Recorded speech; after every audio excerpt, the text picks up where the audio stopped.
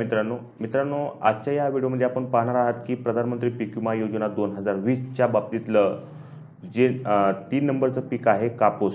तर या आपण मागील 2 व्हिडिओमध्ये हे पाहिलं होतं की तूर आणि सोयाबीन या पिकासाठी जे आहे ते कुठल्या जिल्ह्यासाठी किती हेक्टरी किती प्रमाणात जे आहे ते पीक विमा जो आहे तो मंजूर झालेला आहे.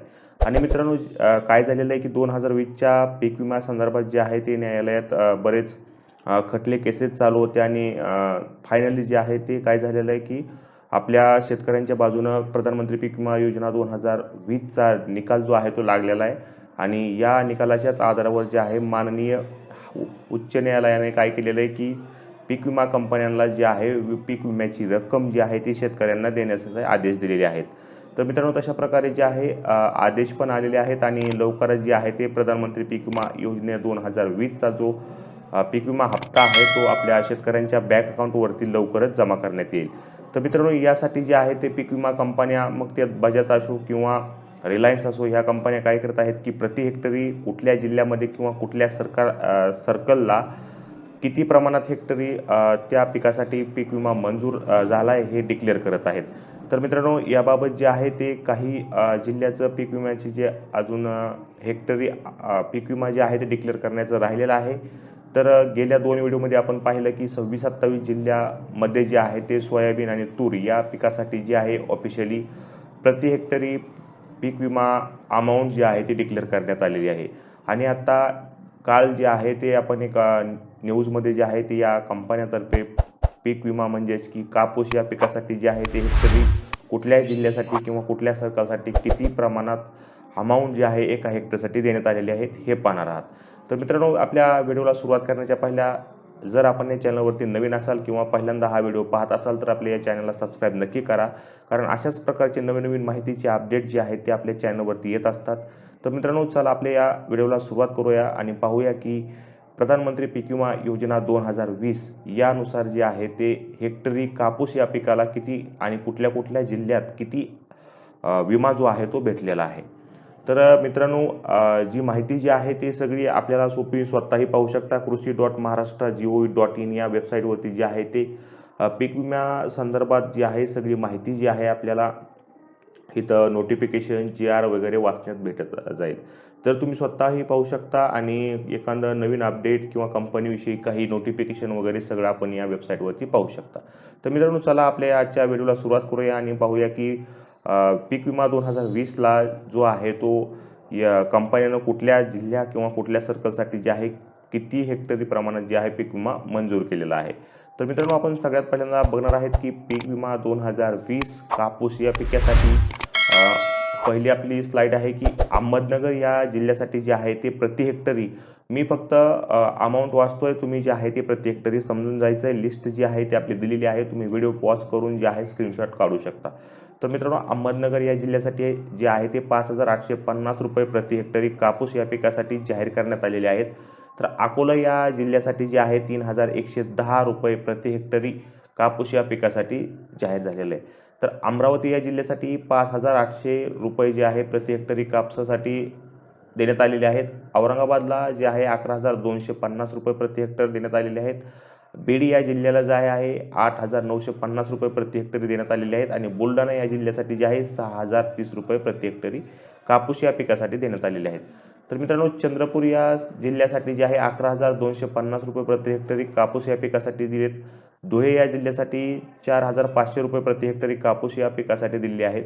हिंगोली यासाठी जे आहे 4,050 रुपये प्रति हेक्टर. तसेच जळगाव यासाठी जे आहे 11,200 रुपये प्रति हेक्टर कापूस या पिकासाठी देण्यात आलेले आहेत. जालना या जिल्ह्यासाठी 12,375 रुपये प्रति हेक्टर कापूस या पिकासाठी देण्यात आलेले आहेत आणि लातूर या जिल्ह्यासाठी आहे 13,455 रुपये प्रति हेक्टर कापूस या पिकासाठी दिलेले आहेत. तर मित्रांनो सगळ्यात जास्त हे जे लातूर या जिल्ह्यासाठी प्रति हेक्टर कापूस या पिकासाठी विमा देण्यात आलेला आहे 13,455 रुपये. त्यानंतर जे आहे नंदुरबार या जिल्ह्यासाठी जे आहे फक्त 2,850 रुपये प्रति हेक्टर कापूस या पिकासाठी देण्यात आलेले आहेत. नाशिक या जिल्ह्यासाठी 4,500 रुपये प्रति हेक्टर कापूस या पिकासाठी देण्यात आलेले आहेत आणि मित्रांनो उस्मानाबाद या जिल्ह्यासाठी 5,850 रुपये प्रति हेक्टर कापूस या पिकासाठी देण्यात आलेले आहेत. तर मित्रांनो तसेच परभणीसाठी जे आहे 5,850 रुपये प्रति हेक्टर कापूस या पिकासाठी दिलेत. नागपूरला 4,000 ₹635 प्रति हेक्टर कापूस या पिकासाठी देण्यात आलेले आहेत आणि सांगली या जिल्ह्यासाठी ₹4,550 प्रति हेक्टर कापूस, सोलापूर या जिल्ह्यासाठी ₹5,530 प्रति हेक्टर कापूस आणि वर्धा या जिल्ह्यासाठी ₹4,590 प्रति हेक्टर कापूस या पिकासाठी देण्यात आलेले आहेत. तसेच वाशिमसाठी ₹2,322 प्रति हेक्टर कापसासाठी पीक विमा मंजूर झालेला आहे. यवतमाळ या जिल्ह्यासाठी ₹2,600 प्रति हेक्टर कापूस या पिकासाठी मंजूर झालेला आहे. आणि मित्रांनो, शेवटचं गडचिरोलीसाठी ₹1,072 प्रति हेक्टर कापूस या पिकासाठी 2020चा पीक विमा मंजूर झालेला आहे आणि नांदेडसाठी जे आहे ₹6,300 प्रति हेक्टर कापूस या पिकासाठी मंजूर झालेला आहे.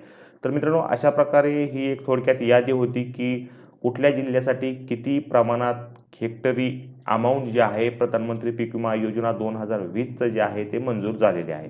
तर मित्रांनो, परत एकदा आपण पाहू शकता कशा प्रकारे जे आहे ही अमाऊंट आहे. जर या लिस्टमध्ये जे आहे आपला जिल्हा नसेल तर अजूनपर्यंत तुमच्या जिल्ह्याचं जे पीक विमा आहे तो मंजूर व्हायचा राहिला असेल तर तुम्ही वाट पहा. जर ह्यातील जे काही जिल्हे नाही त्यांचं अपडेट आलं तर मी आपल्याला या नेक्स्ट व्हिडिओच्या माध्यमातून नक्कीच कळवेल. तर मित्रांनो, ही आहे की कन्फर्म यादी आहे की जी ह्या जिल्ह्यांसाठी एवढी अमाऊंट ही कापूस या पिकासाठी हेक्टरी मंजूर झालेली आहे आणि एवढ्या प्रमाणात जे आहे ते हेक्टरी अमाऊंट आहे शेतकऱ्यांच्या अकाउंटवरती येणार आहे. तर मित्रांनो, आणखीन एक महत्त्वाचं की जर तुम्ही सोयाबीन किंवा तूर या पिकासाठी पीक विमा 2020 भरला असेल आणि जर तुम्ही अजूनपर्यंत व्हिडिओ पाहिला नसेल की किती विमा जो आहे सोयाबीन आणि तूर या पिकासाठी आपल्याला भेटणार आहे, तर या व्हिडिओच्या लिंकसुद्धा जे आहेत आपण डिस्क्रिप्शन बॉक्समध्ये किंवा आय बटनमध्ये दिलेले आहेत, ते तुम्ही पाहू शकता.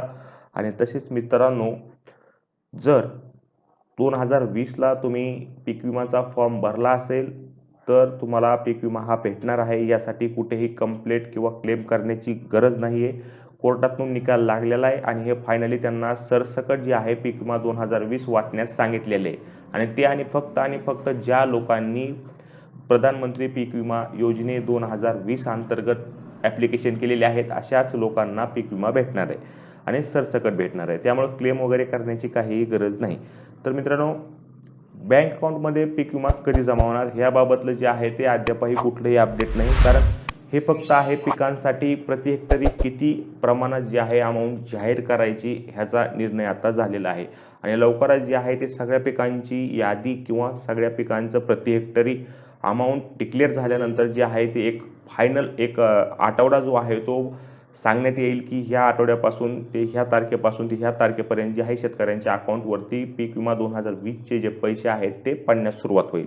त्यामुळं अजूनपर्यंत कुठल्याही प्रकारचा असा अपडेट नाही की हे पैसे कधी पडणार आहेत, पण पैसे पडणार हे मात्र 100% खरं आहे, कारण तसं कोर्टाचा निकाल आहे. त्यामुळं आपल्याला प्रधानमंत्री पीक विमा योजना 2020चे जे काही पीक विमा आपलं प्रति हेक्टरी अमाऊंट आहे ते आपल्या शेतकऱ्यांना 100% भेटणार म्हणजे भेटणारच.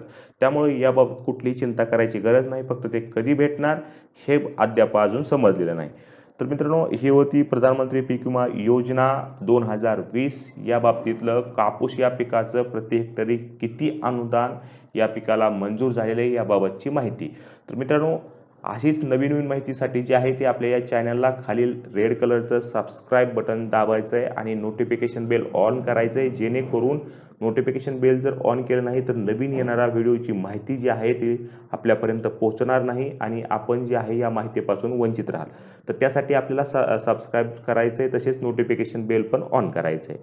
तर मित्रांनो, भेटूया एका नवीन व्हिडिओमध्ये एका नवीन माहितीसह, एका नवीन पीक विम्याच्या अपडेटसह. तोपर्यंत जय हिंद, जय महाराष्ट्र. आणि मित्रांनो, सबस्क्राईब करायला विसरायचं नाही आणि हा व्हिडिओ आपल्या इतर शेतकरी बांधवांपर्यंत सुद्धा शेअर करायचा आहे. तर मित्रांनो, भेटूया एका नवीन व्हिडिओमध्ये.